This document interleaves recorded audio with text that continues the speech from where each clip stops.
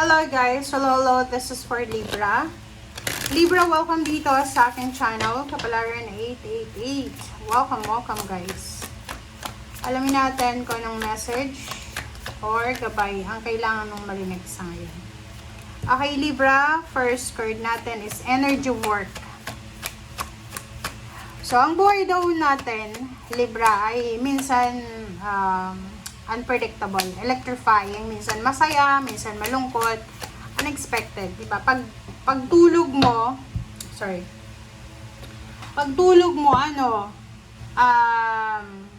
natulog ka ng masaya, pagkagising mo malungkot ka. Natulog kang malungkot, pagkagising mo naging masaya ka. Di ba? Ganun lang. So, sinasabi ng bara sa'yo dito na ang katawan natin is a remarkable energy field na posibleng mag-respond sa kung ano yung treatment natin sa katawan. Sinasabi ng bara, like for example, kung yung katawan natin palaging pagod, hindi yan magiging productive. Kung yung katawan natin, nabusuhin natin, kumain tayo ng mga manantika, mga bawal, ganito, magkakasakit, diba? Parang ganun lang yun. So, kung gusto nating maging masaya, okay, dapat puro lang happy thoughts, happy energy yung papasukin natin sa katawan natin, sa isip. Libra, focus on service. So, kung ano man ang ginagawa mo ngayon, Libra, yung pagiging generous mo, balanse, matulungin, pagiging mabuting tao, nakikita yan ng mga angels and guides mo. Kumbaga, sinasabi ng barahan na mas lalo mong pagtingin, mas lalo kang maging mabuting tao, mas lalo kang mag-focus sa pagtulong sa ibang tao and sa mga nangangailangan. Kasi sinasabi ng baraha sa'yo dito na nakikita yan ng universe kung anong ginagawa mo. And they're proud of you. Okay? The angels and guides, proud sa'yo.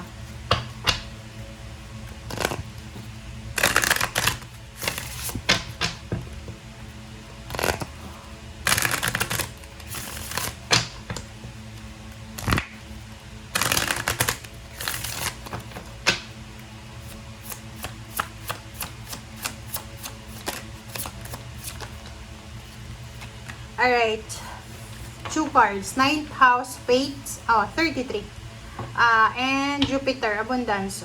Have faith daw, Libra. Have faith na yung minamanifest mong abundance, yung blessings na hinihintay mo ay dumating sa'yo. Sabi ng bara sa'yo, nasa tamang direksyon ka. So, ibig sabihin, nakatadhana na maging abundant ka, may nakatadhana na may blessings na dumating sa'yo. Kumbaga, nasa palad mo yan. Kailangan mo lang is magtiwala sa sarili mo and sa spiritual mo. Diba? Kumbaga, may nakatadhana sa'yo. Kung anong nangyayari sa buhay mo is part of your journey, is part of your, kapalaran or destiny. So, kung nag-aantay ka ng blessings, ng pagyaman mo, just wait, kasi darating siya. Two of Wands and Wheel of Fortune, diba? Sabi ng bara sa'yo, marami kang choice and options na pwedeng magdala ng pagbabago sa buhay mo. I don't know kung nasan ka ngayon, Pilipinas or nasa ibang bansa. Sinasabi ng bara sa'yo dito na may mga choices ka na kailangan mong i-reconsider. May mga choices ka na kailangan mong bigyan ng focus kasi pag binigyan mo ng focus yan, magdadala yan sa'yo ng pagbabago. The Chariot and the Lovers. Nakikita ko sa'yo dito din na yung love life mo ay magpo-flourish siya. Kung bata ka pa, nasa below 40 years old na may love life ka, huwag kang masyadong magpanic kasi kung may mga flaws kayo, may mga, hindi naman kasi tayo perfect eh. May mga mistakes siya, failures, ganyan, mga past problems or past mistakes. Normal lang yan, okay? Walang perfect, okay? Knight of Swords and the Strength. So, nakikita ko sa'yo dito, huwag tayo masyadong magmadali.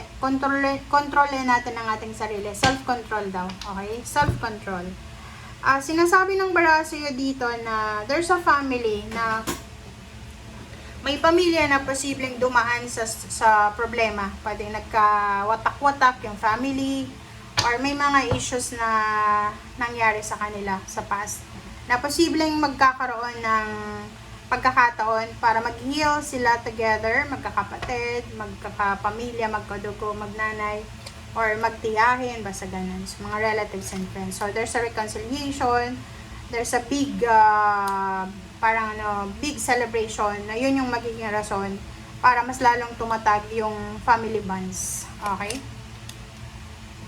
Alright, so the Hermit, Queen of Wands, Nine of Pentacles, and the Five of Swords. So, sa nakikita ko sa'yo dito, sabi ng bara sa'yo, importante daw, Libra, na, kumbaga ang Libra kasi is balance siya. So, paminsan-minsan, syempre, pag pagod ka, puyat ka, gutom ka, parang nakakaramdam ka din na gusto mong maging imbalance. Like, gusto mo din magalit, gusto mo din na magtampo, ganyan. But, ang sabi ng bara sa'yo dito, huwag kang mag-alala, Libra, kasi normal yan. As a human being, hormones or lowbat ka na, 'di ba? Kailangan mo yung mag-recharge muna para bumalik sa dati yung pakiramdam mo.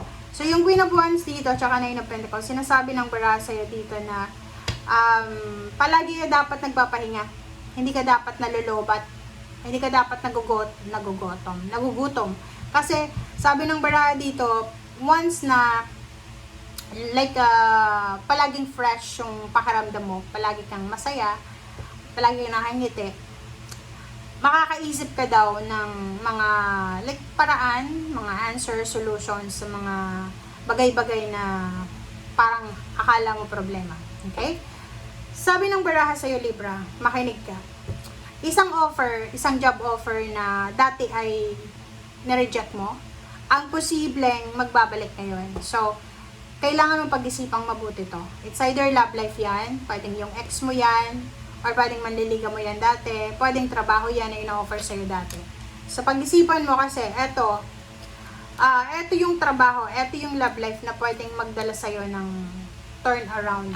Diba? Ang tawag dito, yung pagbabago talaga, mababago yung takbo ng buhay mo sa isang iglap.